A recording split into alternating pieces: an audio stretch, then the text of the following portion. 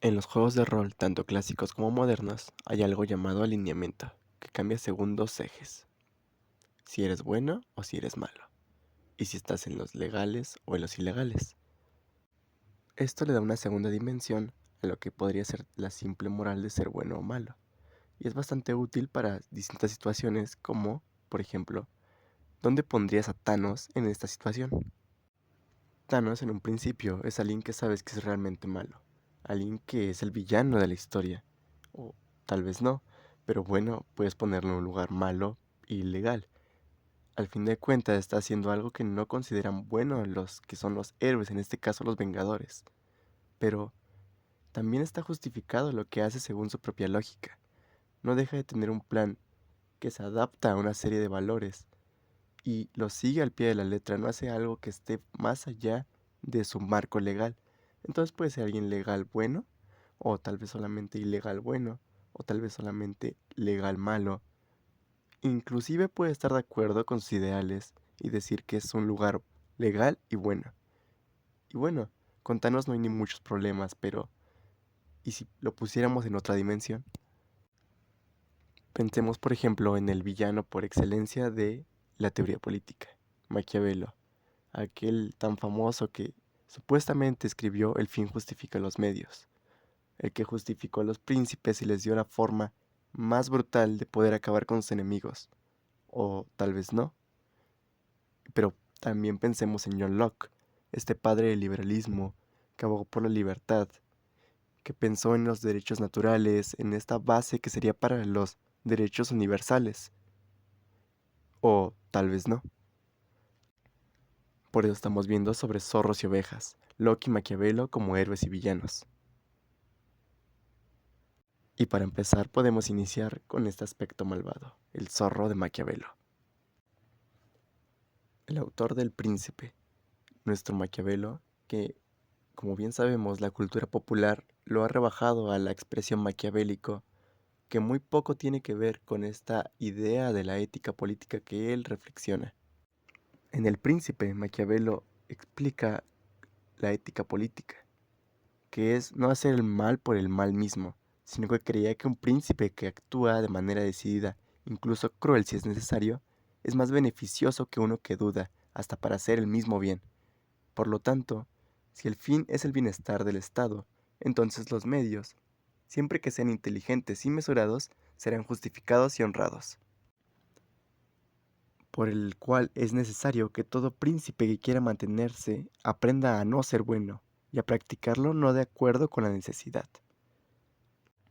Esta ética que propone Maquiavelo es justamente hacer el bien usando el mal, sacrificándose a sí mismo el político para llegar al bien público, por el bien mayor de todos los habitantes del Estado, para mantener su seguridad. El político en Maquiavelo no solamente es alguien que tiene que sacrificarse, sino que tiene que aprender a vivir como el villano de su propia historia, como la imagen de aquel hombre cruel que nunca va a ser agradecido por las acciones que tomó por el bien de todos. Podemos ver a este héroe en otros personajes de la cultura popular como Severus Snape, aquel que está dispuesto a sacrificarse a sí mismo por el bien de todos. Y es que podemos pensar en Maquiavelo como escritor, también como un personaje, pues el príncipe no lo hace para que sea un manual para el mal o para justificar los actos. Maquiavelo lo hace justamente porque cree que quien lo va a leer tendrá la discreción de entender las lecciones que él enseña. Pues Maquiavelo cambia un paradigma. No es como Tomás de Aquino o Platón pensando en utopías. Él escribe desde su experiencia. Por eso es uno de los fundadores del realismo político. De hecho, en un principio él no piensa publicar el Príncipe, sino que es post-muerte, que se hace de un dominio público, llegando a personas a las que no estaba destinada originalmente. Sabiendo esto, ¿en dónde pondrías a Maquiavelo? ¿Es acaso el malvado que querías desde un principio? ¿O ha cambiado tu forma de ver las cosas porque él crea un marco legal? Él se atiene a ese marco e incluso cambia la forma de ver la ética para que no caigas en buenos y malos tan simples. La lectura de Maquiavelo no es simple a primera vista. ¿Por qué? Porque justamente te invita a que pienses como alguien que va más allá, alguien que ve las ovejas vestidas de lobos, que no te dejes llevar por una simple frase, como el fin justifica los medios. Por otro lado, tenemos a John Locke, la oveja disfrazada. Locke, por su parte, tiene una imagen mucho más limpia que Maquiavelo. Su defensa de los derechos naturales y el gobierno por consentimiento son vistas como las bases de la democracia moderna, o al menos solamente una parte de ella. Pero si profundizamos, podemos ver un lado más oscuro en sus ideas. Aunque no soy el primero en pensar en John Locke desde esta perspectiva, me gustaría profundizar justamente en esta idea del burgués, que entre sus ideas principales pone la propiedad al mismo lado que el derecho a la vida. Incluso, la principal diferencia que existe entre Hobbes y Locke es que el poder político es aquel que constituye leyes para poder preservar la propiedad, a diferencia de poder preservar la seguridad. El único lugar donde puede surgir con fuerza esta propiedad privada es en un lugar donde haya igualdad, una igualdad jurídica. Este juez imparcial que pueda atacar directamente a la injusticia, aquel robo hacia tu propia propiedad.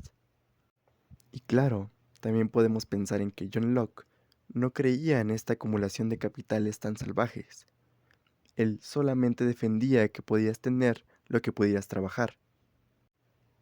Pero claro, en contraparte también podemos pensar en que quería que este trabajo era el que dignificaba la tierra, solamente podías tener lo que pudieras trabajar.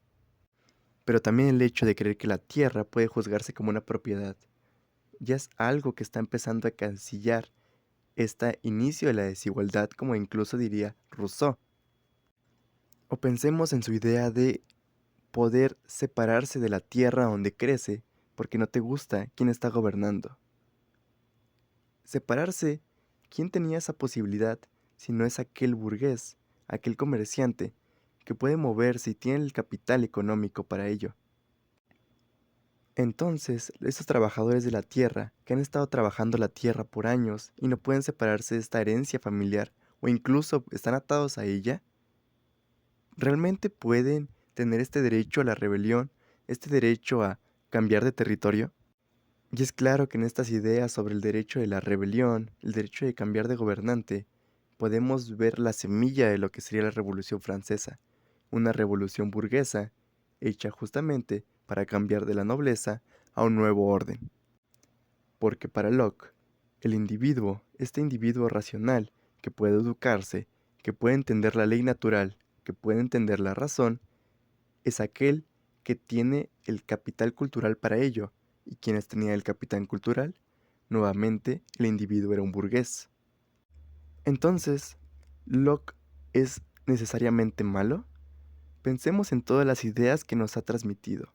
Justamente esta idea de derechos naturales, la forma de la igualdad, o que incluso rechaza la acumulación de capitales con esta idea de que solamente puedes obtener de lo que has trabajado, no más.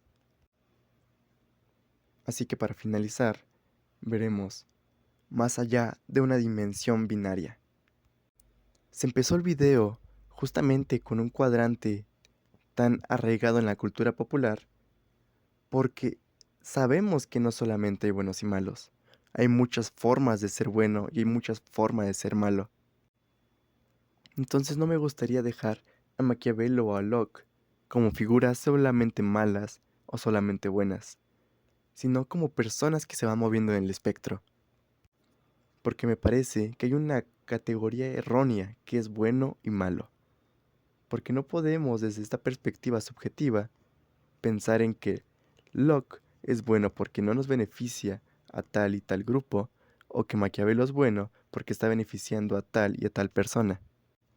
Pero sí se puede juzgar que Maquiavelo no pensaba solamente en una élite, como sería la nobleza, sino que pensaba en justamente el sacrificio por algo más grande, por el Estado, mientras que Locke pensaba en la existencia del Estado, pero como una defensa de su propio grupo. Es decir, Maquiavelo creía en el sacrificio, mientras que Locke en el beneficio propio. Mientras que uno es un héroe trágico, destinado a la caída, otro es un héroe por beneficio propio, un héroe egoísta. Como conclusión, no podemos decir que un autor era un villano o un héroe, era bueno o malo, y menos catalogarlo en una cuadrícula de 3x3. Lo que sí se puede hacer es leer a estos autores desde una perspectiva crítica, recordando que eran personas, que tenían un contexto, que tenían grupos de interés, que tenían objetivos claros a quienes defender. Porque sobre todo a los autores políticos hay que recordarles como quienes tienen una agenda política. Y así como decía Maquiavelo, a esta fortuna y a estos autores hay que agarrarlos y hay que dominarlos. Muchas gracias.